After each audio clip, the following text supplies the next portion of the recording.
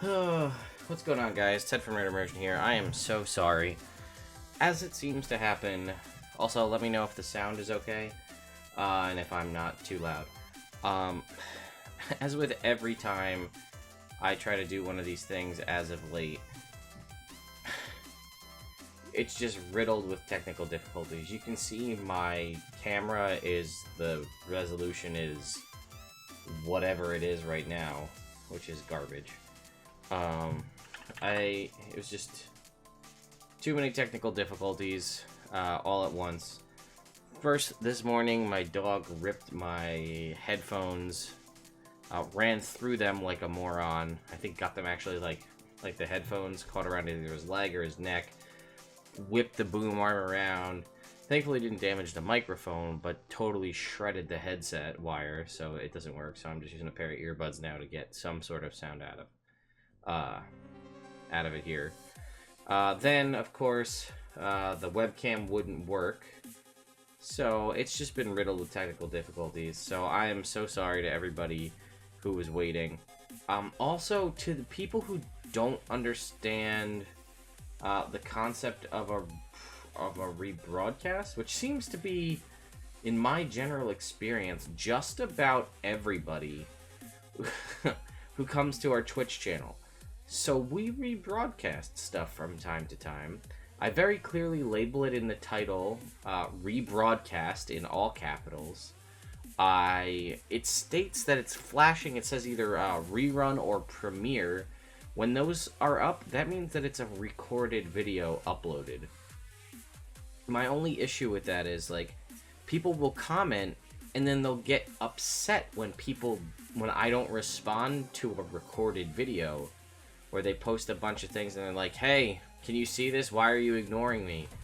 And it's like, you clearly see the chat on the screen. Your chat is not in the screen. We're not looking at your chat. It's a recording. So usually, when we're doing a campaign, especially if it's a campaign like our Monday night game, or our upcoming Evil game this coming Tuesday, where the actual sessions are infrequent, whether they're once a month or once every other week, I do a rebroadcast beforehand to just get you guys back up to speed. If you missed it and you just want to hang out, you can watch it on the channel. And then usually, because unfortunately their new upload premiere system means you can only start things on increments of the half hour. So unless something comes out to be exactly ending in a half an hour before we're going to start, it's usually offset a little bit, but you can usually hang out, watch the rebroadcast or the premiere, and then jump into the new version when it comes out. Usually within 15 to 20 minutes after the premiere ends. In this case, for It Builds Character, it's been a few weeks due to various reasons of one thing or another, so I thought it would be good to just rebroadcast an It Builds Character since it's been a little while, so I did the Power Rangers It Builds Character. So I just want to make sure you guys are aware of that. We don't do it consistently. There are some channels that do that over the weekend. If they don't stream on the weekends, they just do lengthy rebroadcasts of all of their weekly programming so you can catch up on stuff. That's not us, but I just want to make you aware of what that is, and it's not me ignoring you or the chat ignoring you. It's that it's a recorded video that's already passed. So, a couple of other announcements real quick to get out of the way before we roll into this. I am sorry for the delay, as I said earlier. So there's going to be some extra content regarding me for the remainder of the week. So this coming Friday at 9 p.m. Eastern at twitch.tv/explodingdice, Askren and Grant Ellis are going to be running. This is part 2 of the opening qualifier match for the D&D World Series. I am playing in that, representing Team Venture Maidens. I am joined by Celeste and Sage. Sage being one of the players in the Venture Maidens podcast, Celeste being the Dungeon Master for that, the one I usually send you guys to after this stream. And then Paul, who also helps out on the Venture Maidens team, he is also playing. So we are all representing Team Venture Maidens. We did our first opening qualifier match. We did very well. We're scored on a scaling point system. And we are competing against other popular podcasts and streams to see who's the best at role-playing, combat, problem-solving, etc. So if you have 3 hours and you'd like to see how things go and come out and support us, you can donate to support us or to support the DM, whatever you want to do. That is Friday at 9 p.m. Eastern on twitch.tv/explodingdice. This coming Saturday at 1:30 p.m. twitch.tv/Nerd Immersion, I will be playing in a dungeon crawl classic adventure run by Lex from Dank Dungeons.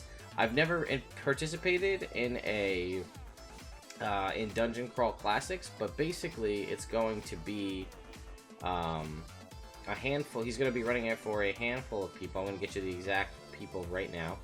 It is myself. It is Jordan from, that's his at Jordan, but it's with a PH, so JORPHDAN. He's Forgotten Realms Explained, if you're familiar at all with that. And then it's also going to be with a handful of others. It's going to be, let's see, Summer from Off the Table. She's also part of Encounter Roleplay. And Kate from the XP web series. That is Experience Points, that series. So Kate from Experience Points, Summer from Off the Table and some Encounter Roleplay stuff, Jordan from Forgotten Realms Explained, and myself. This is a one-shot from Goodman Games that Lex from Dank Dungeons is going to be running. He's going to be running it on my channel. So I'll be handling all the streaming sides of things, and he'll be running it, and then I'll be playing. So you can see that happening Saturday at 1:30 p.m. Eastern Time. That's this Saturday, the 24th. And then we'll roll into our regular programming next week, although, again, Tuesday will be our once-a-month Evil campaign run by Jake at the table behind me. Okay, sorry for the lengthy announcement, guys. I hate to do that to you, but that's out of the way. Let's roll into this It Builds character. So, who are we building today? We are building Guts from Berserk. So, I will put up front. I may rely on you, chat, for some input. Berserk is not a series or really that I've either read and or watched. I am loosely familiar with the character, enough that I feel I could do a good build, but I may rely on you guys to give me some assistance there, and we'll see what you say. It's a little tricky, the build, for those of you who don't know, my high-level description of Guts is he's a badass great sword wielder. The sword is gigantic. His sword, Dragon Slayer, is huge. It's like 6.5 feet long and like, I don't know, 3 times the length or the thickness of a regular sword.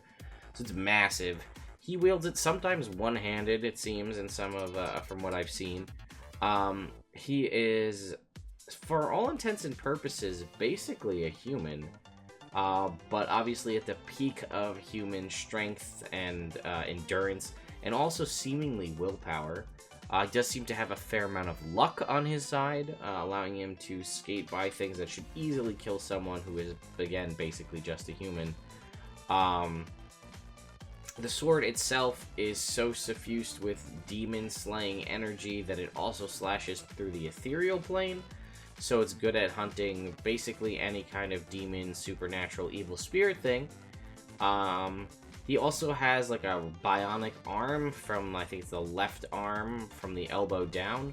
That is a repeating crossbow. It's a cannon.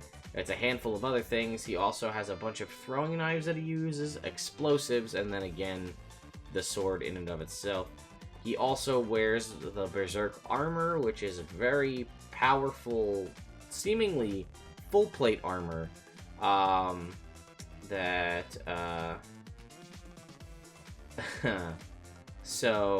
puts on full plate armor that he can invoke the power of, that allows him to basically, I guess, succumb to his own inner demons. It gives him strength and things. And again, for people who are more familiar with the series, please speak up if I'm incorrect. This is my very high level, my understanding of the character. I want to know what you guys think in the chat. If you're familiar with Guts or Berserk, or both, obviously, you speak up and you let me know if any of what I said was incorrect, because that's my general understanding, and that is how I'm going to be building him today. A note, as with all of my it-build character builds, you gotta take these with a grain of salt, folks. Our typical thing is that we build the characters at level 12, and we build them using standard array, so we don't have to deal with rolling or the intricacies of point buy. So the problem with standard array and level 12 is more often than not, your favorite character will not be realized to their full potential in a 5th edition Dungeons & Dragons sense, because I would say, a lot of the characters we've ever built on this show, specifically anyone from any anime, would typically have stats that are well above beyond level, that are above 20 points, and usually in multiple things, because 9 times out of 10 a main character, not saying that this is true for Guts, but 9 times out of 10 a character in an anime, they usually will have whatever their special ability modifier ability would be is usually through the roof. They're usually super strong, super hardy, super fast, so you would have multiple stats at level 20, or sorry, at 20 points in your ability scores, and we just can't do that with standard array, and, you know, not homebrewing crazy nonsense. Also, as a general rule, I tend to build these characters using as minimal amount of homebrew as possible. Sometimes that's unavoidable, like for certain specific races, like the half-demon for Hellboy, or for certain magic items and things, like Iron Man's Iron Man armor, we had to homebrew some stuff there. Magic items I'm more okay with homebrewing than I am with class features and classes and races.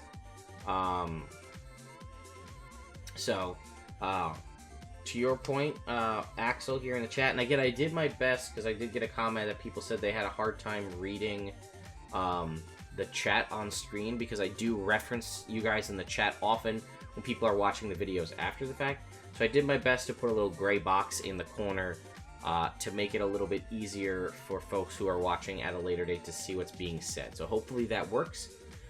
Yes, Berserk armor is sort of like Cursed Berserking Sword in the Dungeon Master Guide, but as armor. Okay, I can work with that. So more importantly, what is Guts? I think he's a fighter. I mean, he wears armor, so the armor seems to be, from what my understanding and what I've seen in the research that I've done, plate mail. I mean, or at least it becomes plate mail when it's fully invoked. And while with a name like Guts and a show named Berserk, clearly you'd wanna, at least my original thought was to gravitate towards Barbarian. But he's actually got it's seemingly a fair amount of, you know, mental control, as it's less of a,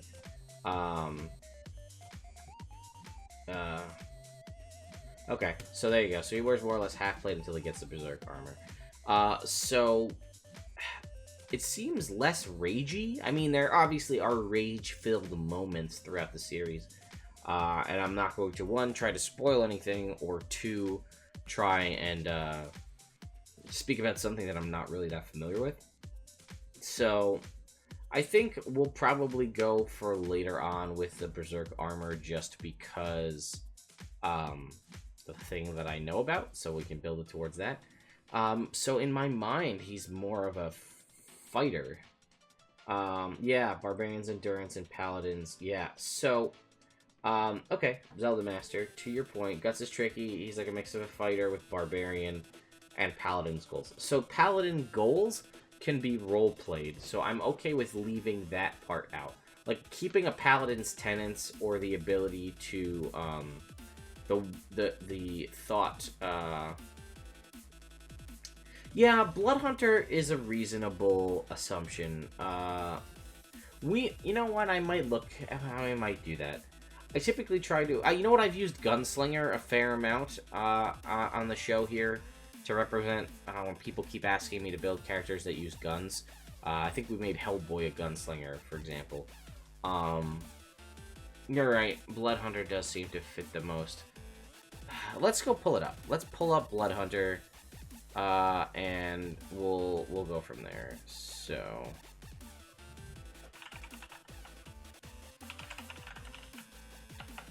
we'll go to the DM's Guild and we'll grab the most recent version of the Blood Hunter.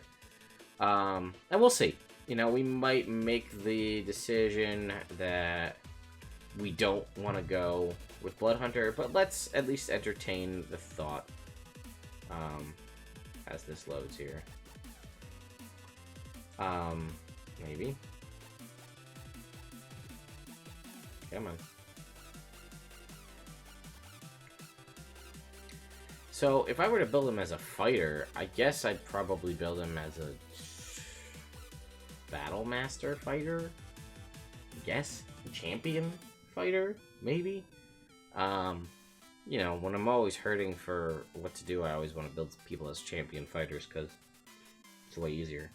But let's go here. So we got fighter. I didn't think any of the Bloodhunter subclass really fit guts. One can become a ghost, one gets warlock spells, one crafts potions, and one is a lichen. My thought process, if I was going to do Bloodhunter for guts, would probably have been the Ghost Slayer, just because of the nature of things. But we may, you know what? It's been a while since I've looked. Since I've looked at Bloodhunter. So let's just have the conversation, and then we will probably still end up choosing a fighter, if I'm being honest. But let's go ahead and download the Bloodhunter 2.0. And honestly, it's been so long since I've seen it. Damn it. Alright. Let's go open this in Adobe here.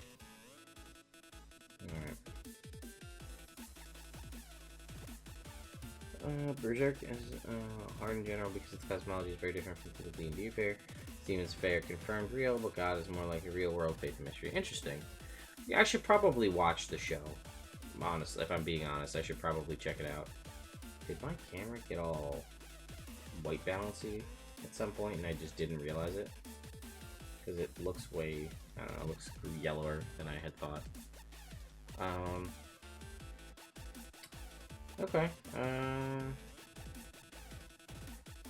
Yeah, I don't really like the Brute Fighter. I have my issues with it. I do remember, I completely forgot until you just brought it up that Brute Fighter was a thing. It's just, I don't know, it's kind of meh. I'm not a fan of it. I like the Champion better, personally.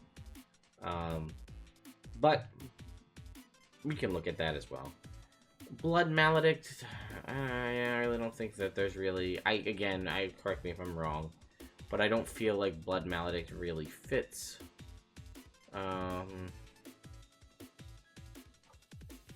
Yeah, we're dropping Bloodhunter. We're going Fighter. Okay, so Fighter is decided. We're obviously going to be a strength-based build over Dex. He needs to be ridiculously strong to be able to wield that sword. Saucy Nacho, thank you for the follow. I mean, who doesn't love a Saucy Nacho? So, let's go here. So let's probably put our 15 in strength, our 14 in con. I'm going to put our 13 in wisdom, because I feel like that makes sense with just the amount of willpower that he has. I'm going to go 12 dex. I guess we'll just go 10 intelligence and 8 charisma. Again, bringing up the point that charisma is not a direct correlation to attractiveness. I feel like I need to have that conversation often, as people don't get that. They automatically associate a charisma number, to physical attractiveness, and that is not necessarily the case. So, right, to your point, Axel Guts isn't a people person. Right, and that could be that could be how your low charisma is. You could be attractive as fuck and just hate people and be really bad at social charismatic situations. There's a thing, you could be awkward, whatever, it depends on, but you could still be attractive. So again, charisma, not a direct correlation to physical attractiveness. Alright. Hi guys, I'm super thirsty. I don't know why. Alright. So we're going to be a fighter at level 12. So we're going to go down here. We're going to put in our ability score, improvements. We're going to get +1 to 2 skills. So we're going to have strength and we're going to have con. It's definitely, so see, there's a mercenary as well. A soldier was the background I was thinking, but there is a mercenary background in Sword Coast Adventures Guide. They're very similar, so it's really just, honestly, and you can build your own background as well, so that's definitely something that I feel a lot of people aren't aware of. There are rules in the player's handbook for building your own background.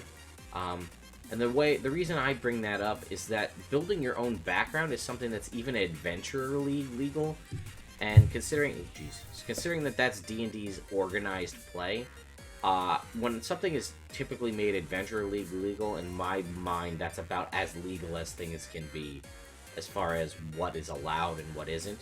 So yeah, you can build your own background. Basically, the way that works is choose a background feature from a class that you like, or from a background that you like in any of the published books, and then choose 2 skills to gain proficiency with, and then either 2 languages, 2 tools, or a language and a tool. And then, you know, a handful of equipment. So, that's fine. We'll do soldier. I'll put soldier in. That works for me. And we will come back, so I think that's an intimidation and athletics. So we think we're gonna put a, let's see, we got a +1 to 2 skills and a feat. So we're gonna put a +1 to strength, make that go up to a 16. We're going to, I think we're gonna make this a 15, and we'll come back to that. I think we're gonna make this a 14 because we're gonna give him resilient wisdom as the feat he gets at first level too, and just to go over his improved willpower and ability to withstand both. I mean, honestly, he has to have improved willpower just to put up with all of the tragedies that he's been through in his real life, you know, in his life. So resilient wisdom, so it's +1 whiz. Let's see, wisdom saves. Okay, and that'll put that there. Then at 4, because everybody's saying that he's very resilient, we're gonna go, or hardy.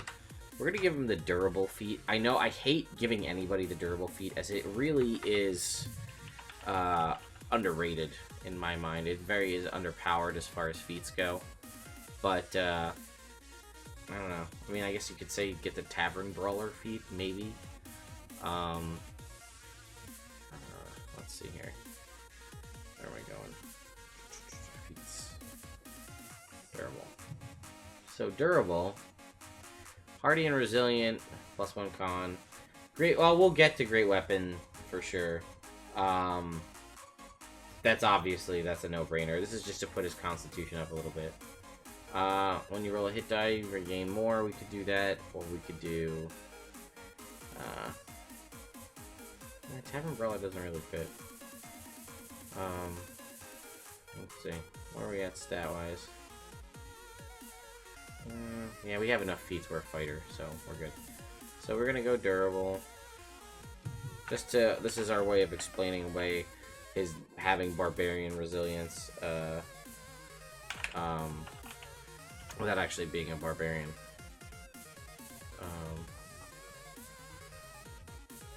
Durable is, what is it? Does this work? Let's see if that copy actually works. Hey, it does. Alright. I forgot that this updated PDF actually lets me copy things, which makes my life a hell of a lot easier for this. Alright, so then that was 4. Go +2 strength. That's 6 because he's a fighter. Then we're gonna go +2 strength. That is for 8. And then at 12, great weapon fighting, great weapon mastery.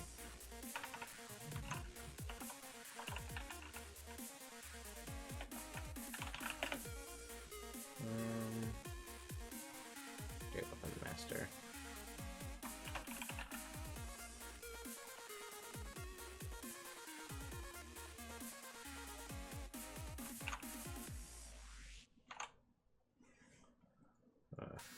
Formatting issues.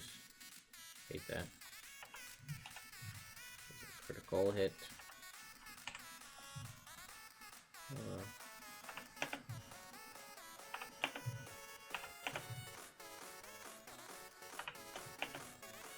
Man, I remember when my first DM thought that you could do Great Weapon Master after you already attacked.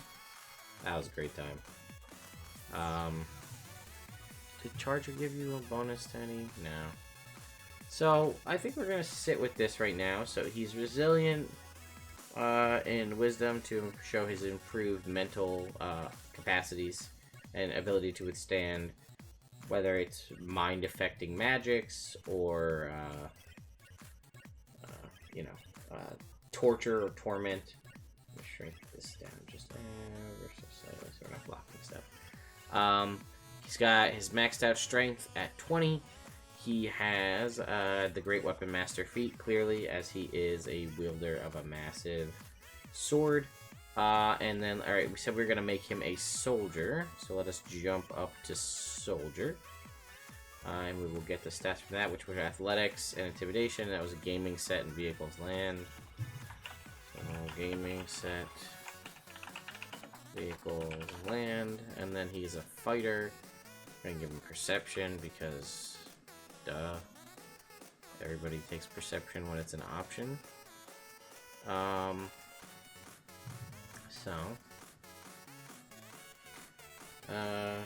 Alright.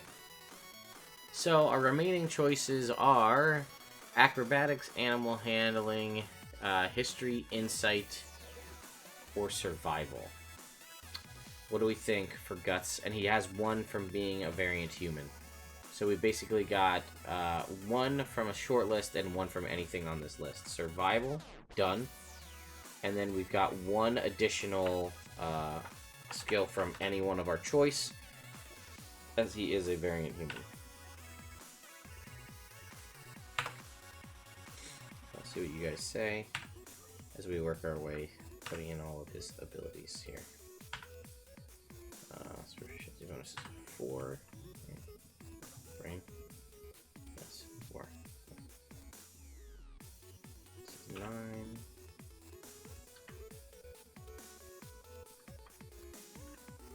Yeah, religion works. I mean, if he understands weird, funky stuff like demons, that's religion in my book. Oh, animal handling, huh? Alright, let's see what the thought process is here, and then we will I'll see why he knows how to ride.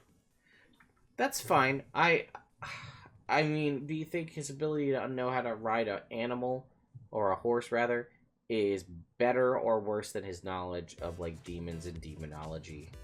If that's the case, I'll go with animal handling over religion. But I definitely understand the religion aspect, although religion in this aspect seems almost more, the way it's designed in this version of D&D seems almost more like a learned religion. You know, like in my brain I think knowledge skills from 3.5, so that makes me think of like texts, which is not obviously the case, but I don't know. I'll let you guys duke it out in the chat while I continue working on stuff. So, first of all, he's gonna have a fighting style, and that's gonna be great weapon fighting, obviously. Can't remember if he can even read. Alright, that's fair. Reroll. 1s and 2s on damage. Second wind. Bonus action. 1d10 plus, or sorry, heal. 1d10 plus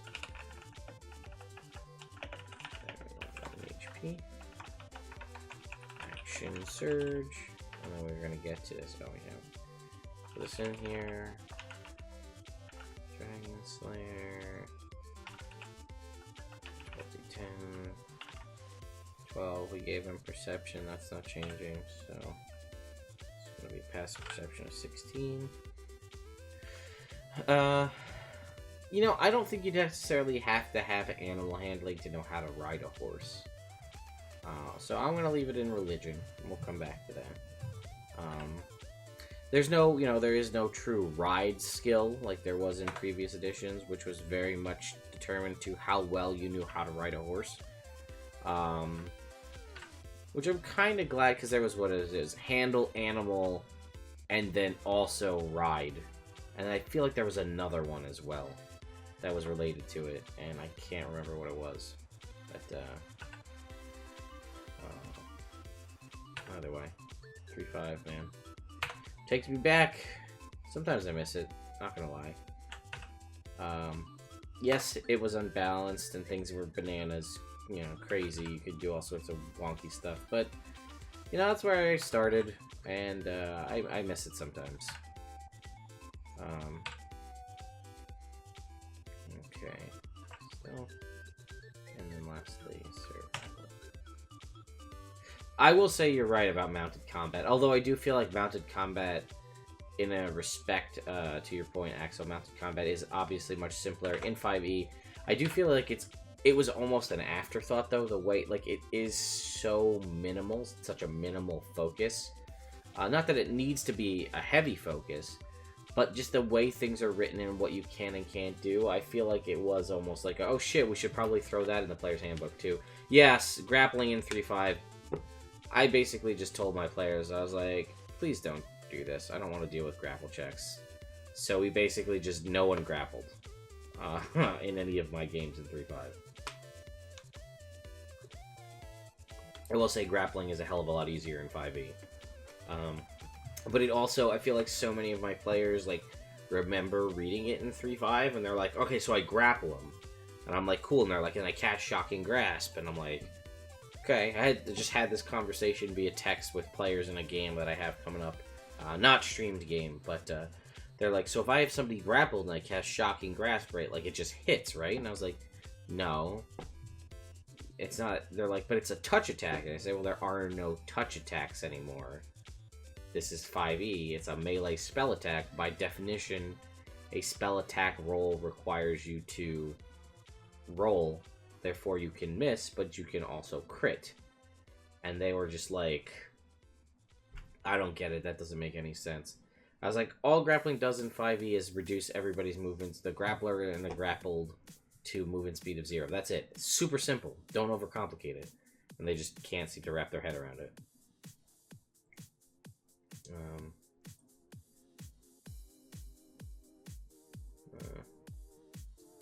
Yes, to your point, Axel, mounted combat is rarely relevant, but when it is relevant, like, I feel like that is a large focus of people's characters. Yeah, it is what it is. Grappling is very grappling and mounted combat are both I feel very niche. Grappling gets a lot more play in 5e than I think it did in previous editions, just because of its simplicity's sake. But I'm getting off track. So let's talk fighter archetype. What do we think? Do we think champion fighter? Do we think I should go with the brute fighter from Anarch Arcana? Or do we think I should just go, or I should go with Battle Master? I mean, champion, I could build a champion fighter in half the time I could build any other fighter, which I'm not saying that's the right choice to do so. I'm just saying, like, yeah, champion is boring. We've had this discussion before, you and I, Axel. It is boring, which is why I feel you've made so many different fighter homebrews on your homebrew stuff. But yeah, I feel like champion kind of is the best bet, you know. Guts isn't a real flashy move kind of a guy. He's just got a big ass weapon and he just hits shit hard, which could be represented in the critting on an increased die roll of a 19 to 20 or eventually an 18 to 20. Hey man, that's fine by me. Let's do it.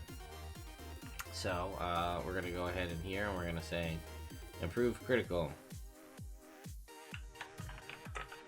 I've never, you know what, I've never actually played a champion fighter before. You know, it might be fun to try it once. I don't think I could do a whole campaign as a champion fighter. Because the way I see a champion fighter, you're heavily reliant, and again, this is my personal perception. You guys, your mileage may vary. But my thoughts are, with a champion fighter, magic weapons and magic items are your bread and butter, right? Like, that's got to be... Your class is very clean-cut, no nonsense. So you are heavily reliant on, like, a badass set of items to truly make yourself shine. Maybe I'm wrong, but that's how I envision things. Let me know what you guys think.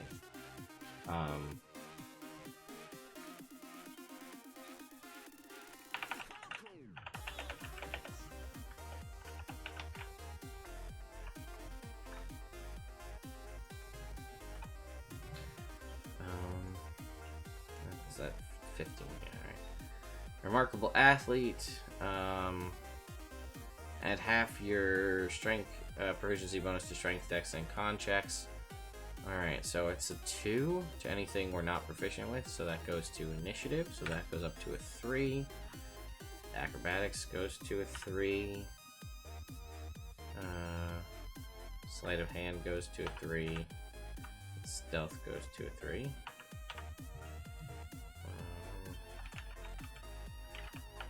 Remarkable athlete.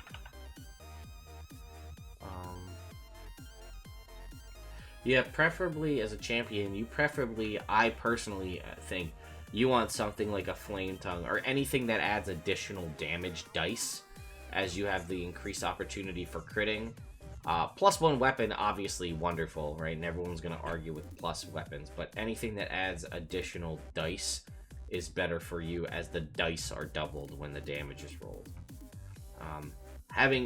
Running Horde of the Dragon Queen at the moment, Harzawan, the black greatsword, seems to be like what sticks in my mind as like one of the epitomes of items that's obtainable for players. That is something that's like written into a module you can get that a champion fighter can just wreck house with.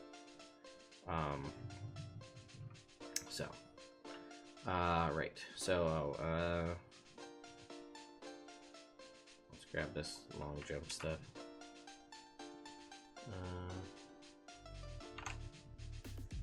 New running long jump.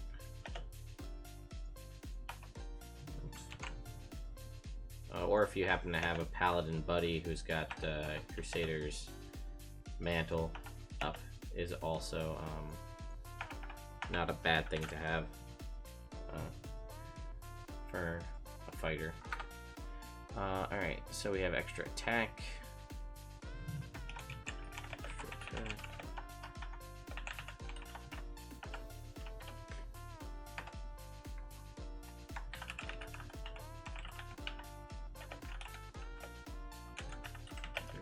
Failed saving throw.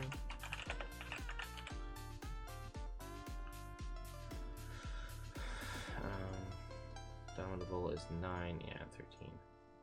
And then we have a second fighting style, and yeah, to your point, Axel, I think we're gonna have to go defense.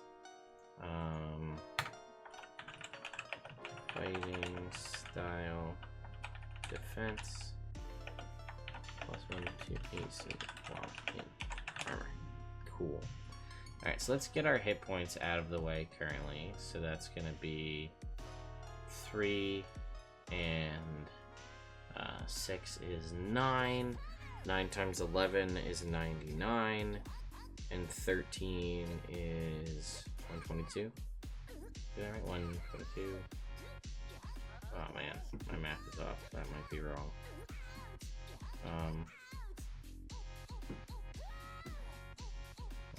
Yeah, I think that's right. 99 plus.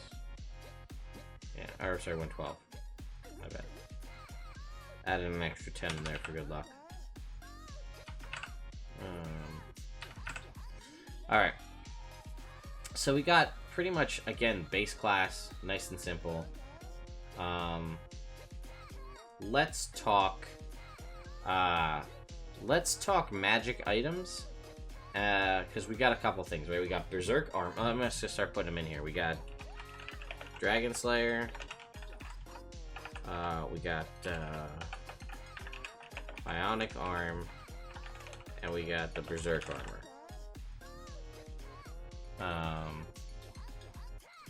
There is the Dragon Slayer blade in the Dungeon Master's Guide, which I agree with, although are there dragons in Berserk? I know that's what the sword was crafted for, was to kill dragons. And then no one's ever thought that they'd be able to use it. So, until, you know, Gut showed up and was like, no, I got this. And then started wrecking house with it. How was my... Seriously? Did my Dungeon Master Guide disappear off of my computer? Freaking thing. My... There's Handbook, Monster Manual, Xanthars. Are you serious? How does this always happen? I'm not a happy camper because this keeps happening to me. Where I had my Sword Coast Adventures Guide is missing. What is even going on right now?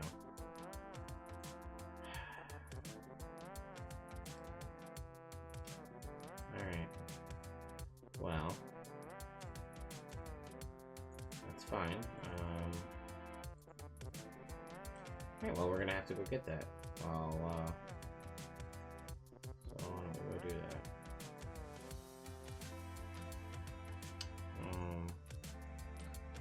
Goodbye, Blood Hunter. Let's go get ourselves the things we need. Core. We need the Dungeon Master Guide. Hopefully this is a good version.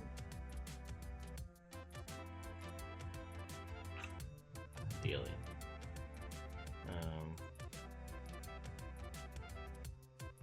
Alright, well, should we make it just a Dragon Slayer sword? I feel like it's more than just that. Maybe I'm wrong, but like the majority of stuff done with the Dragon Slayer isn't... the Dragon Slayer weapon is literally just for killing dragons.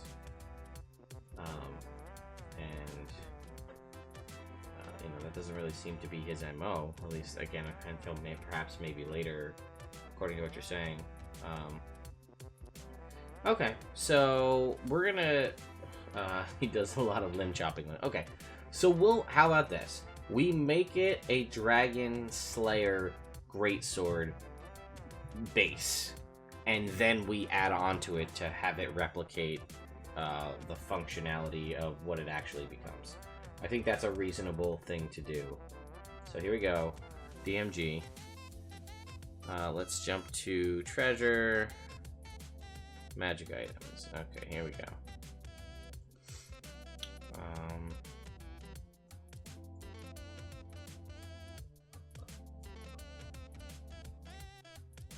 Alright, should be right on the next page here. Dragon Slayer. Oops.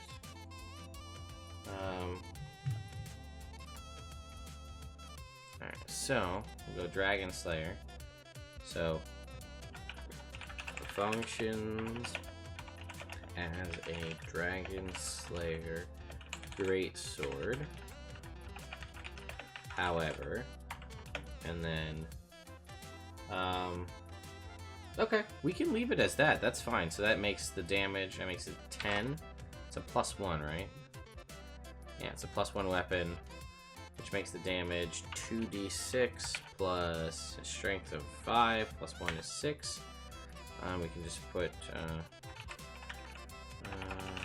Dragon Slayer does an extra 3d6 to dragon types.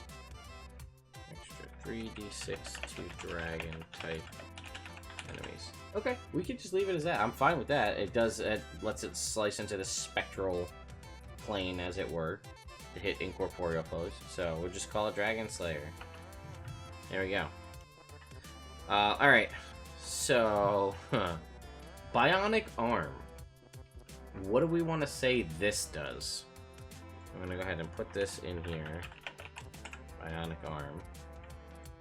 So, remind me what this does, folks. This can be a repeating crossbow. It's a cannon. And there's a third thing that it does. And I don't remember what that is.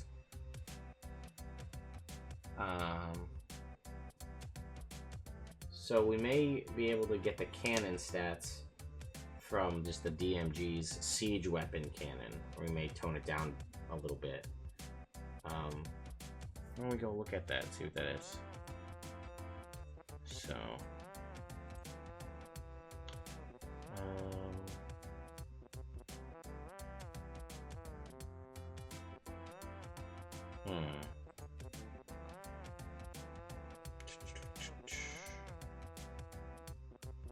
I think it's over here in yeah, siege equipment. So a cannon does 8d10 damage. It sounds like a little bit much. There's a +6 to hit in a range of 600, 2400. It's a little much, potentially here. But you guys tell me. How much damage? I mean, we could do something similar where we just give it a damage and like a higher level damage.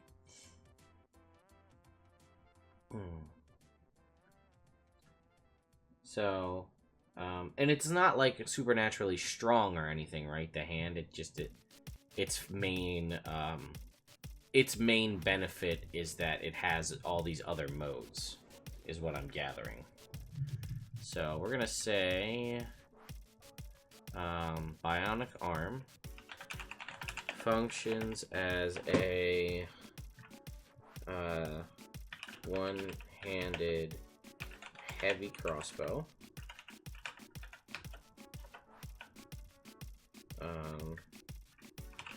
Can be used as a cannon. So the cannon, maybe we'll just say it's 5 to damage because it would most likely be a ranged attack. It is a ranged attack. So we'll say it's 5 and then we'll consider him proficient with it. Alright, so we'll come back to the armor. And then what do we think the damage would be on this cannon? If a light or a heavy crossbow does a d10 damage. Okay, that's fine. Let's see. Cannon. Cannon can be fired once and then takes one minute to reload. Okay, so because it takes a minute to reload, that's really going to be usable theoretically only one time during combat. Otherwise, you're going to spend the whole rest of the next 10 rounds in combat reloading it. The Thunder Cannon from the Artificer just increases in damage over time. So I'm thinking more of a static number. If I'm looking here, we can grab Ballista. Ballista is 3d10 damage. That's pretty beefy because the cannon listed in the DMG... Okay, that's fine. We'll say 4d10. That's halfway in between, right? Because the cannon in the DMG is 8d10. Ballista is 3. So we'll say it does 4d10 damage. No modifier added. It's got an attack roll of... Oh, and what's the range? What do we think the range is? So attack roll of 5. Bionic Arm Cannon, we'll call it. Cannon. Bionic Arm Cross. Oh. Oh. This will also be 5, and this will be a d10 plus 1. This is whatever the range is for a heavy crossbow, which is...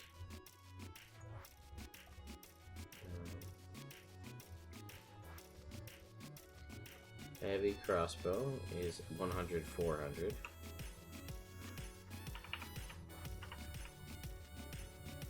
We could say it's probably got the same... What's the Ballista's range is bananas long. Actually, it's not. It's 120, 480. So why don't we just make it the same range as the heavy crossbow? Or should we make it less?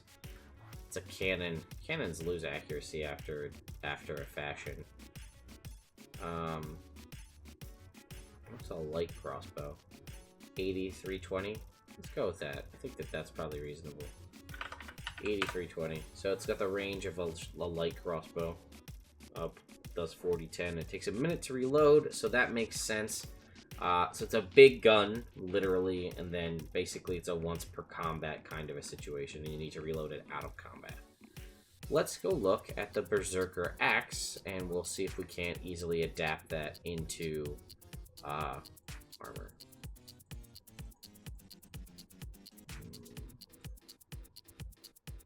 Okay.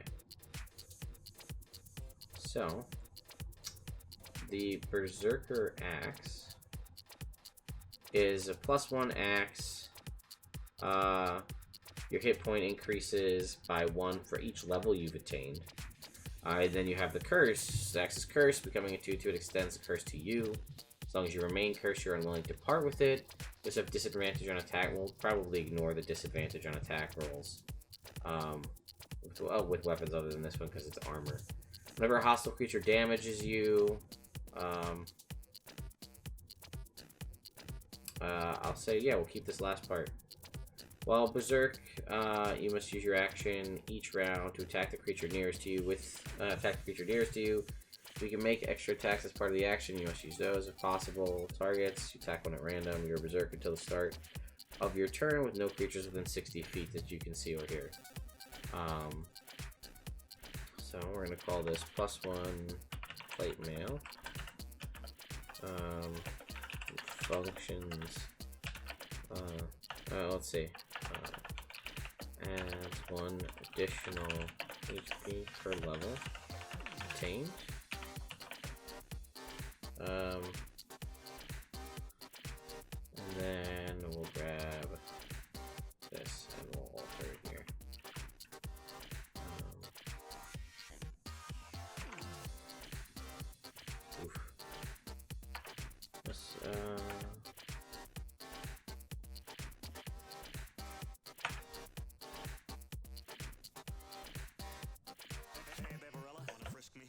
Oh man, we're in a weird song. We've gone far down the list. We'll just go back to the top. Yeah, I'm fine. I like the extra, what's it called? The extra HP. I think that adds a nice little effect that seems fitting from what I know of it. We'll go through and we'll tweak the wording here in just a sec. There we go.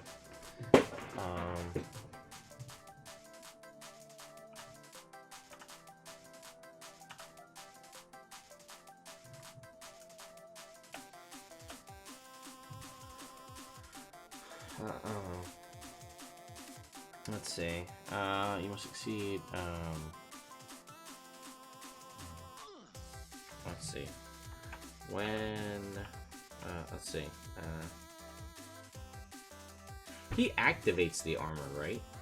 Like he has to actively choose to use it to invoke its power, and then that's when it. Like I'm gonna say it's the +1 plate mail. I'm gonna say it adds the HP. And I may do what you're saying, Zelda Master, and grab the Zealot Barbarian from Xanathar's, and say that when the armor is invoked, it, okay, that's what we'll do. Okay. So, I like that.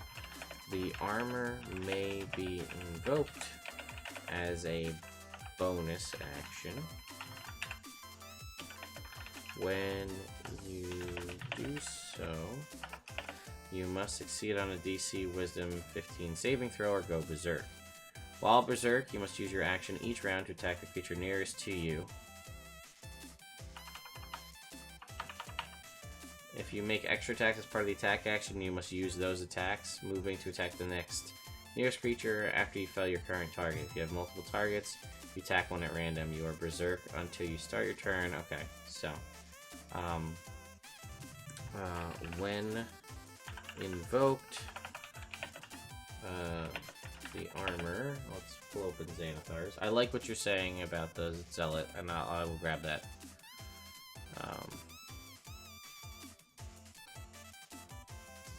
This kind of fits in our whole thought process at the beginning where he's sort of barbarian-ish.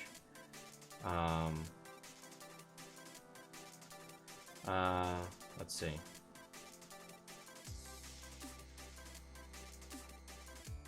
Okay, we can add that in too. I like what you've got there, Axel. We can say that as well. We'll grab this and we'll alter this here. So, when invoked, the armor allows you to shrug off fatal blows.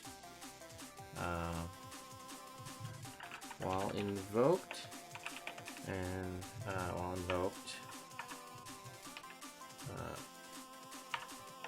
having 0 hit points doesn't knock you unconscious. You still make death saving throws, and you suffer the normal effects of taking damage at 0 hit points. However, if you would die due to failing death saving throws, you don't die until your rage ends, and you die then only if you still have 0 hit points. Okay. So we just gotta figure out.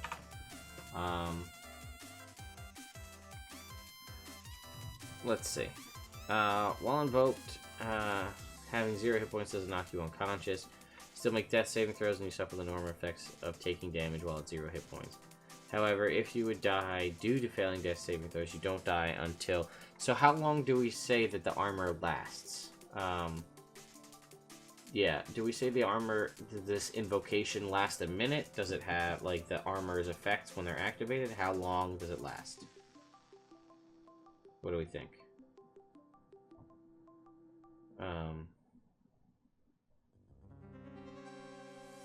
Until you pass the save? Okay. So it will keep you fighting. Okay, I kind of like that. So it keeps you alive, and you can keep fighting until you pass the save. And then if you pass the save, you may die. Okay, that sort of fits with my understanding of it. I like that. However, you don't die until...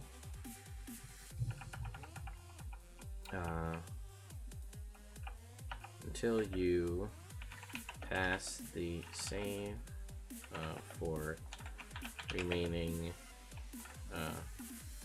till you pass the save against the armor. So let's read this again. Okay, so you still make death saving throws and suffer the normal effects of taking damage while at 0 hit points. However, if you would die due to failing death saving throws, you don't die until you pass the save against the armor, and you still die if you have 0 hit points. When you do so, you must succeed on DC 15 saving throw or go Berserk. While Berserk, you must use your action each round to attack a creature, blah blah blah. You are Berserk. Yeah, so it also ends when there's no creatures. So, okay. I think I like that. We can go up here. And this goes up to, what is that one? This goes up to 124. It is plate mail. It is +1 plate mail, and he has defense, so his AC is 20. Okay. So, let's take a look at this again, real quick, once over for everybody as we come and bring this episode to an end. We can see Guts' stats here, 2012, 16, 10, 14, 8. He has Resilient Wisdom, which works in his benefit when it comes to his Berserk armor. We see all of his skill proficiencies here. He's got a decent AC, fairly decent hit points. He's a champion fighter. Rerolls 1s and 2s on damage dice. He also has the Great Weapon Master feat, so he can choose to deal extra damage or do attacks as a bonus action. He can bonus action heal with the second wind. He has action surge. He crits on a 19 or 20. His jump distance is increased. He makes 3 attacks on a turn. He can reroll a failed saving throw. And again, he has the defensive and the Great Weapon fighting style. He has this Great Sword Dragon Slayer, which is a magical greatsword that has a +1 to attack and damage. It does 3d6 extra damage 2 dragon-type enemies. He has his Bionic Arm, which works as a crossbow, as a heavy crossbow, or just pretty much as it is, or as a cannon, which does 4d10 damage, but it takes a minute to reload, so it's pretty much just a one-time use in combat. And the other thing is he has this Berserker armor, which is +1 plate mail. It gives him some extra HP, and he can choose to invoke it as a bonus action. When he does so, it allows him to shrug off fatal blows, and he can fight through even though he has 0 hit points. He still makes death saving throws, and basically it lasts until he passes the save for to end the Berserk, or he kills everything around him. And basically when he's Berserk, he has to go and attack anybody that he can come within reach.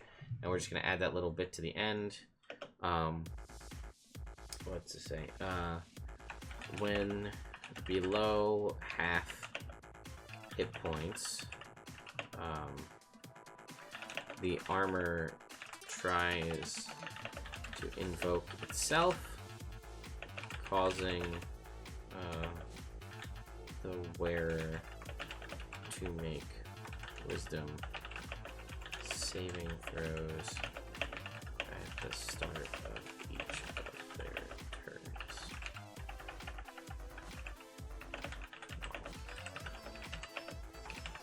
Alright, so there we go, folks. That one, sorry it ran way long, but that's mostly because we started really late, and I'm sorry for that. So we're going to go ahead and save this.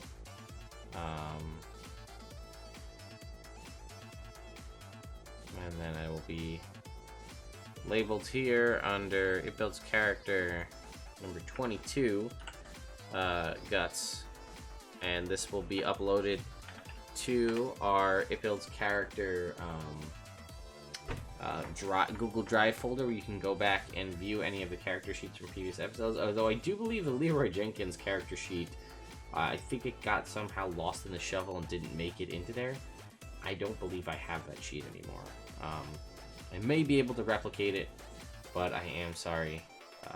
Looks like Leroy went to go get his chicken, and looks like he won't be coming back for his character sheet purposes. So let's just go take a look at what else we've got going on here. So I have to obviously adjust the dates, because these are obviously way off. Some of the dates have to shift around. But I actually did do the Power Ranger build that is up on YouTube. Spoiler alert, I built Tommy the Green Ranger because Tommy is my personal favorite Ranger. So that's why we built Tommy. We did Guts from Berserk today, so that was cool. That is on the 28th, so there was 2 episodes where we didn't build in, or sorry, just 1 episode. Today's the 21st, my bad. 1 episode, which is Valentine's Day, where I did not do an episode, so we just missed a week. That was 2 weeks in a row. I will be back next week building Himura Kenshin from the series.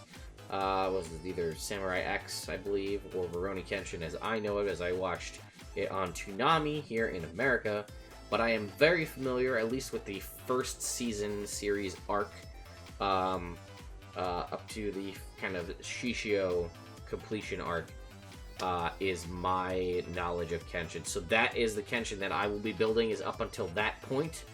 And to be honest, because again I watched it on Toonami, I didn't know that there was more.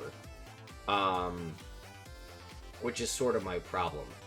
That I realized later that there was a whole series of that after what I had saw on Toonami growing up. So that blew my mind, and I still haven't had a chance to watch that, so that's why I'm going to be building Kenshin in the world of which I know him. So come along for that, that should be fun. I haven't watched that show in a long time, and maybe I will go back and catch up on some episodes just to, more or less just to remind myself of the name of all of his various techniques.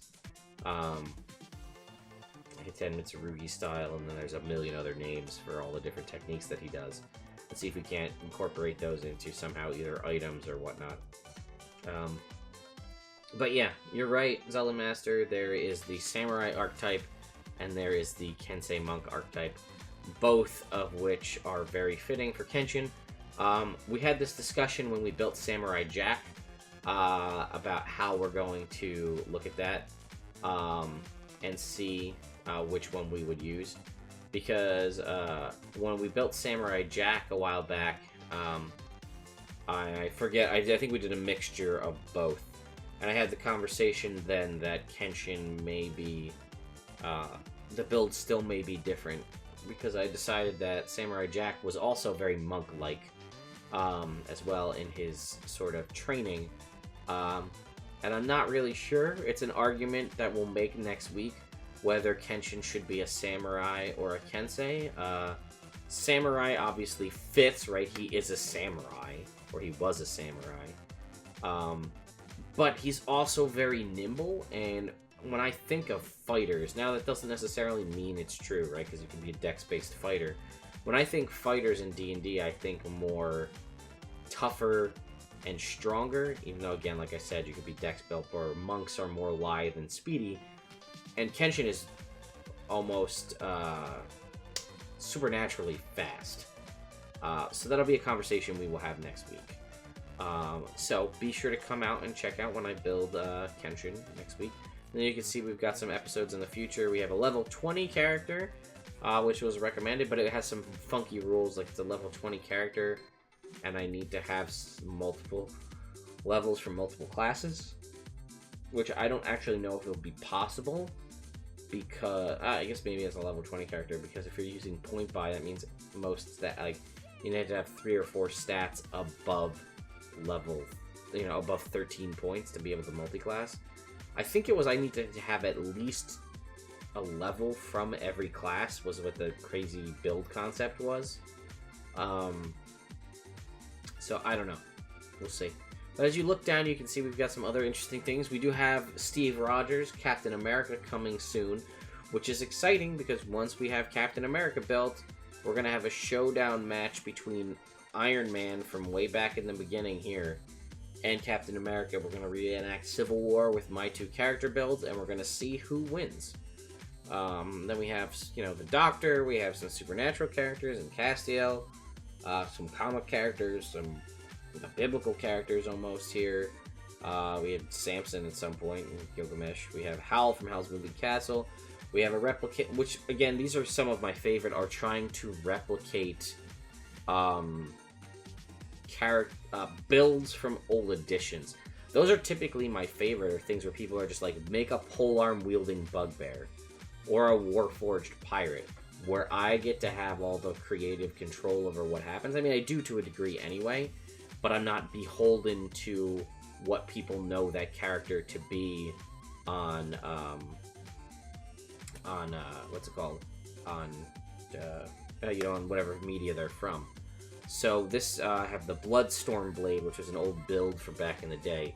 We try to replicate that as best as possible in 5e. I don't think it's going to work just because of the wonkiness of 3.5, but we'll see what I can do. We have Red and or Ash from Pokemon, so should build like the Summoner class, so that'll be interesting. Doctor Strange, got a couple other physical types here. We got John Constantine, should be interesting. We have a Digimon in War Greymon coming up. We have Yusuke Hirameshi from Yu Yu Hakusho, which I'm very excited. Another anime from my childhood that I haven't seen in a very long time that I'm very excited about. Yeah, Axel, summoners are... There wasn't really... I don't believe there was a... There may have actually been a summoner class back in 3.5, but they got a lot of wonkier stuff later on. And that might be a Tome of Magic class. Maybe they're thinking of Shadow Magic rather than Summoner. But basically, yeah, there might have been like prestige classes that focused on summoning. I know there's ones that focused on animal companions, so I wouldn't be surprised.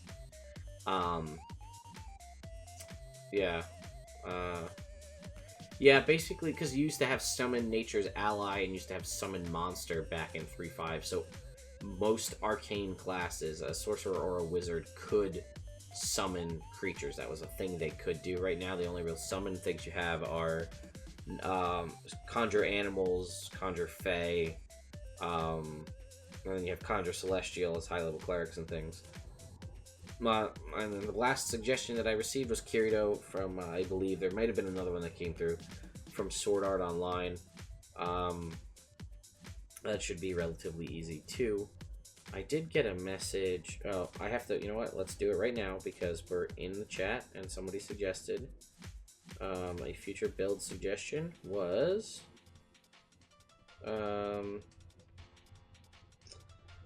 track build that's like the Strider class from Dragon's Dogma. Alright. Another thing that I'm not familiar with. But doesn't mean I won't try to do it.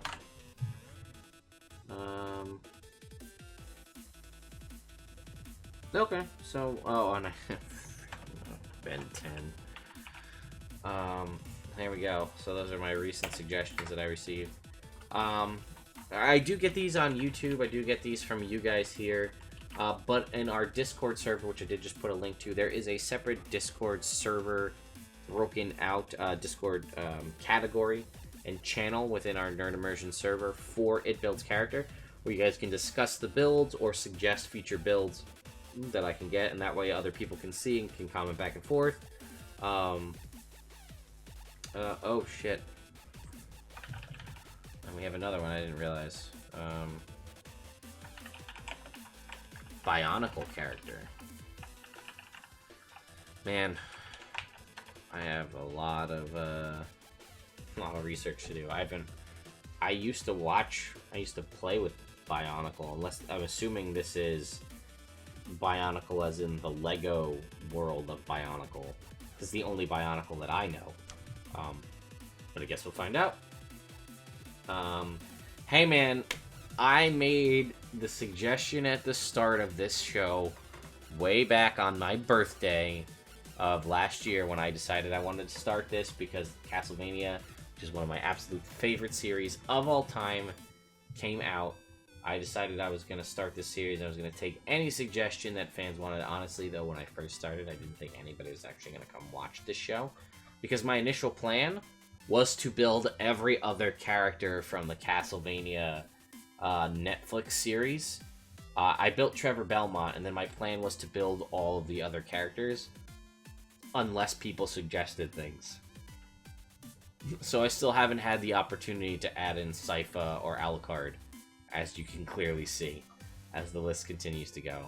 Maybe when Castlevania Season 2 comes out this summer, I'll get a chance to go back and build Sypha and Alucard.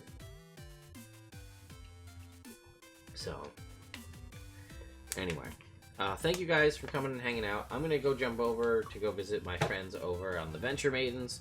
They're at twitch.tv/Don'tSplitThePodcast. I will throw a host on them immediately after this. So I will throw a host up for them, so you guys don't actually have to leave this channel. You can stay here and still watch it, where you can go over there and keep up with the chat with various folks over there. This is pretty much going to do it for me, guys. The episode of Everin from last night will be coming out probably tomorrow. Also, be on the lookout for future episodes of that, as we will be showcasing off two of Firebringer Axel here, your chat buddy and mine. Two of his homebrew classes will be taking place in my homebrew world of Everin. We will be seeing both the Spiked Ravager Barbarian and the Templar Fighter, so you guys will get to see those in action, and see some pretty sweet homebrew classes in play. As I usually am pretty loosey-goosey with my when I allow people to make characters in my games, whether if they want to do homebrew or not. It does have to get vetted out by me, and if they say D&D Beyond, or I'm sorry, D&D Beyond, if they say D&D Wiki when they are not allowed to take homebrew classes anymore, if they've ever looked at that site and tried to get me to allow them to play class from that, that's the end of their homebrew journey. But Firebringer Axel here, the Tumblr is like Firebringer Axel's Junk, I believe is the name of the Tumblr, so if you see that. But I've made the new sort of blanket statement that classes from subclasses that he has created and a handful of other things are now free range for people to play in any of my games. Right, the WordPress is coming soon, which is very cool.